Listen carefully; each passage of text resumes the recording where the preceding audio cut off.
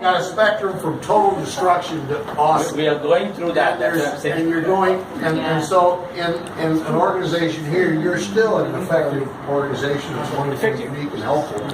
But it's not learning the way it might learn in terms of being open to all the other input, because they're so partly because you're so clear and good. Planning, activity is the highest, with flex strategy is the second. Because we're facilitators, this is not surprising. Yeah. This is what we get paid for. Okay, we get paid because we do stuff with people. We get paid because they come up with strategies and think we had something to do with it. Okay, so having these two be high is good. Management, alignment, the trust, so you're able to delegate, and that's by far the highest in that one. This is a key piece to proactive, because proactive can only work if you can trust people to do what they're doing. In other words, you can't stay ahead through a proactive planning and operation unless everybody can trust, relatively speaking, trust everybody else to do what they're supposed to do. And so as things change, they adapt to the change and they learn. And so it's a critical piece. Motivation, highest is contribute. The next is actualize. Key thing about motivation is who decides what motivation is. The receiver, not the giver. This is one of the most important things for leaders and everybody to discover is intention does not equal motivation. So I have the intention to respect you, I have the intention to do this. So I give you a reward, I think I'm motivating you, but you decide whether you're motivated. And it's also a social factor. If I ask you if you want to, I'm going to recognize you as the best person in our organization. You say, oh, no, I don't want that. I'm humble. That's okay. Okay, in that case, well, if you're going to give it to her, I want it. Social factor. It's just the question is a different question. And so in motivation, this is also one that you say, it's not as simple as what do I want and what do you want. It's a combination of different things. The highest on development is transformation. Again, not unusual for facilitators. Constantly reinvent self and organization. The reason this is not unusual for facilitators, many of you reinvented yourself to become facilitators. Particularly, you'll notice, actually in this group we're almost half and half male-female, right? That's unusual for facilitation. Most of you must be trainers, right? Yeah. Trainers are more equal male-female, but facilitators tend to be much more female than male. Part of it's just the fact that women are better at facilitating. They actually not all women, just some. They're better at listening. They're better at paying attention. But the biggest reason.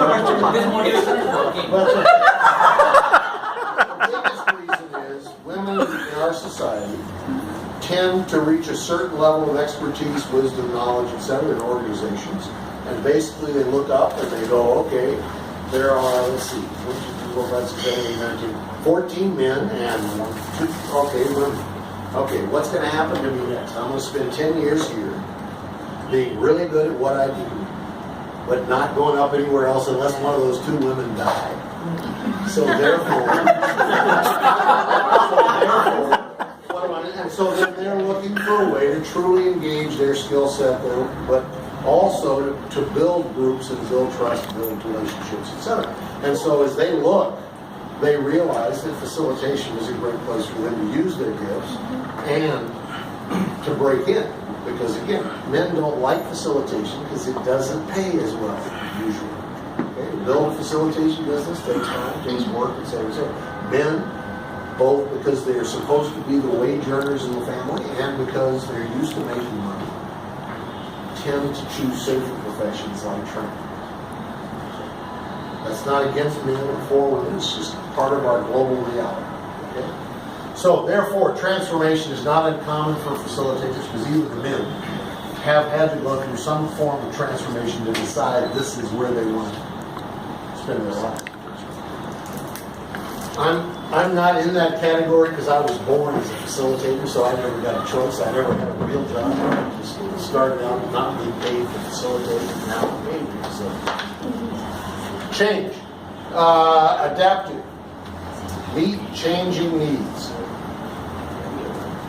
This is actually a tricky category because adaptive as a responsive category is actually a low level of flexibility.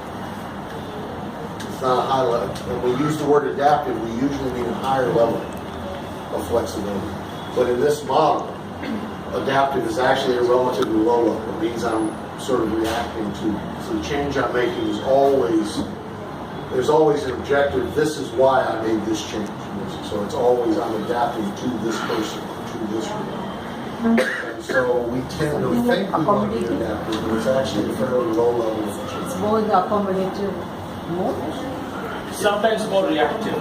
Well, again, it's a responsive mode, so you're observing what's going on, but you're adapting well to what's going on, which is good.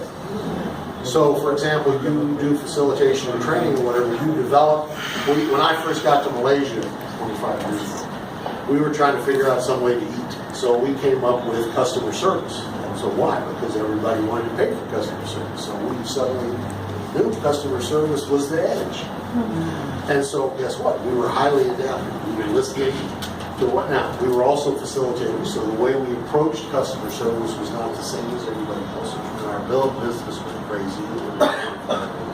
But it was very much an adaptive response. It was not because we saw a massive need or whatever. It was because we saw a way to put enough money into our family to stay alive. Leadership. Empowerment.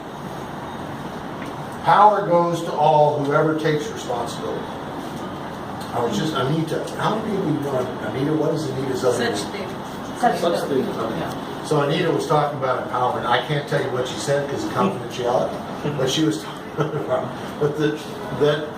and how difficult it is to do empowerment in a way that's truly empowering.